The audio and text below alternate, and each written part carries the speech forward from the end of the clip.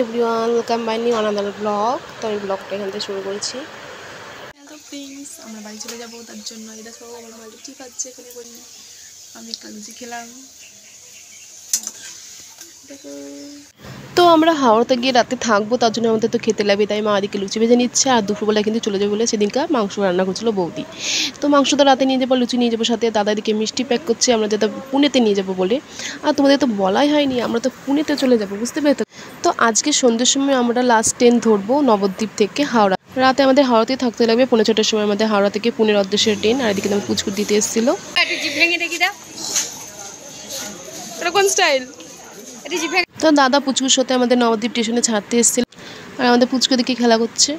আর আমি চলে যাবো দেখে, তাই একটু নবদ্বীপ স্টেশনটা একটু মায়া করে একটু ভিডিও বানিয়ে নিচ্ছিলাম। আর মা দিকে বসে কানটা খুটখুট করছিল। প্রত্যেকবারের মতনই কালনাতে এসে একটু ভিডিও নিই দিশানি বোনের জন্য। আর এই দেখো, এবার আমরা হাওড়ায় চলে এসেছি। সকাল 7:45টার সময় ট্রেন ছিল, উঠে পড়েছিলাম। আর পুনেতে আসার জন্য দুরন্ত এক্সপ্রেস। আর খাবার দিয়ে দিয়েছিল সকালে 9টার সময়। আর খাবারে ছিল এই তালিকা, ভেজ আর ননভেজ নিয়েছিলাম। 3টেই ননভেজ ছিল যেহেতু, কিন্তু আমি 2টোই নিয়েছি, ননভেজ আর একটা ভেজ নিয়েছি মায়ের জন্য। তারপরে এখান থেকে বললাম ভেজটাই দাও, কিন্তু পরে ভুল করে মাংস খেয়ে ফেলেছে, কী করা যাবে। এটা তো দুপুরের লাঞ্চের সাথে জুসটা খাবো আমি, রেখে দিয়েছিলাম। আর আমরা তার মধ্যেখানে দেখো ট্রেন চলছে, একটু মস্তি করছিলাম, ভালো লাগছিল না। তারপরে দেখতে দেখতে রাত হয়ে গেলো, ঘুমও চলে এসেছিলো। তারপরে পরের দিন সকালবেলায় উঠে নামবো 9টার সময়, কিন্তু ট্রেন নেটওয়ার্ক থাকার জন্য আমরা কিন্তু নামতে পারিনি 9টার সময়। সকালে ব্রেকফাস্ট এসে গেছিলো, আবার সকাল 9টার সময় বেরিয়েই পড়তাম। সকালে নাস্তাটা কিন্তু হয়তো দিত, তারপরে কিন্তু নাস্তাটা করার পরে ওই একই রকম জিনিস দিয়েছে, ননভেজ আর ভেজ। তার জন্য ননভেজের থালায় একটা হচ্ছে ডিম দেয়, আর একটা এমনি কাকলেট মটন দিয়েছিল ভেজ তালিকায়। তো আমরা হাফ খেয়েছি এরকম করে। মা তো মাংস খায় না।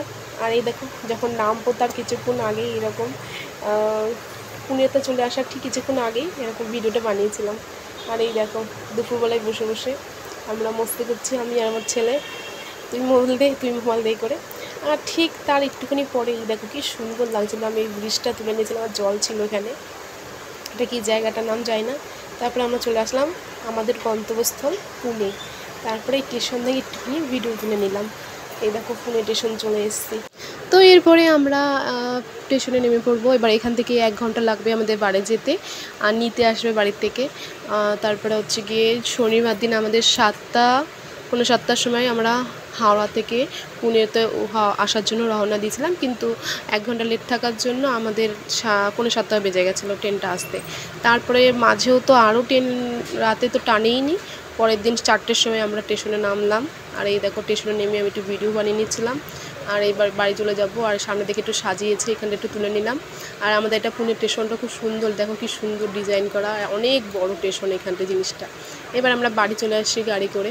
আর এদিকেও রাস্তায় দাঁড়িয়েছিলাম, একটু নীরা দেখলাম, খাওয়ার জন্য নামলাম, আমার তো খুব ভালো লাগে। তারপরে আমরা রাস্তায় দাঁড়িয়ে দাঁড়িয়ে নীরা খাচ্ছে, একটু ভিডিও নিলাম। আর এবার বাড়ি চলে যাব। একটুনি ভাবলাম ঘুরে নিই, তার জন্য একটু ভিডিওটা একটুনি জাস্ট ঘুরে নিলাম। ভালোই লাগছিলো কিন্তু বটগাছের এখানটায়, জানো তো, হেভি লাগছিলো। তো তোমাদের ভিডিওটা কেমন লাগলে অবশ্যই কমেন্টের মধ্যে জানাতে ভুলে যাবে না। আর ভালো লাগলে অবশ্যই লাইক সাবস্ক্রাইব করে দেবে, চ্যানেলটিতে পাশে থাকবে। চলো tata, bye bye, next video দেখা হচ্ছে তোমাদের সাথে।